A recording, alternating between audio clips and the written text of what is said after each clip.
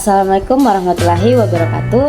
Perkenalkan, nama saya Nurul Audrian dengan NPM 2240304004. Baiklah, dalam video kali ini saya akan menjelaskan cara kerja dari proyek akhir saya yang berjudul Exhaust Fan 2 arah.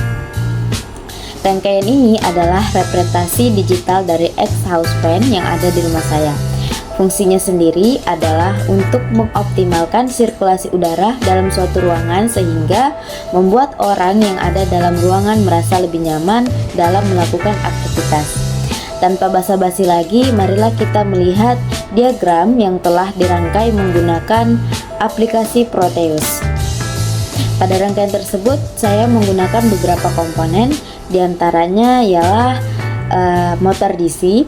Motor DC sendiri adalah motor listrik yang menggunakan arus searah untuk menggerakkannya. Pada alat ini, motor DC digunakan untuk menghasilkan putaran. Kemudian, saya menggunakan komponen IC L293D. IC ini merupakan IC yang sering digunakan dalam aplikasi kendali motor, khususnya motor DC. IC ini dapat digunakan untuk mengendalikan arah dan kecepatan motor DC. Pada rangkaian tersebut saya menggunakan dua LED, yaitu LED berwarna hijau dan juga LED berwarna biru. Fungsi dari LED berwarna hijau digunakan untuk menunjukkan bahwa motor DC berputar searah jarum jam. Sedangkan LED biru digunakan untuk menunjukkan bahwa motor DC berputar berlawanan arah jarum jam. Kemudian saya menggunakan saklar untuk mengontrol arah putaran motor dan juga untuk mengontrol kecepatan putaran motor DC. Kemudian saya menggunakan 3 gerbang, 1 gerbang logika NOT dan 2 gerbang logika N. Pada alat ini, gerbang logika NOT digunakan untuk membalikan nilai logika dari saklar SPDT.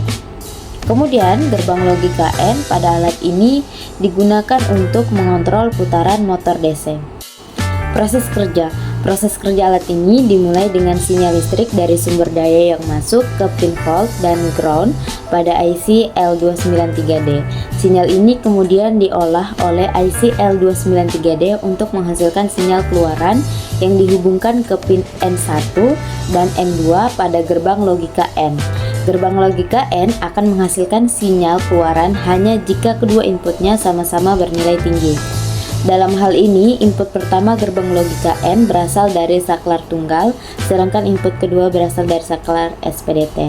Saklar tunggal berfungsi untuk mengontrol arah putaran motor DC. Jika saklar tunggal ditekan ke atas, maka input pertama gerbang logika N akan bernilai tinggi dan motor DC akan berputar searah jarum jam. Jika saklar tunggal ditekan ke bawah, maka input pertama gerbang logika N akan bernilai rendah dan motor DC akan berputar berlawan arah jarum jam.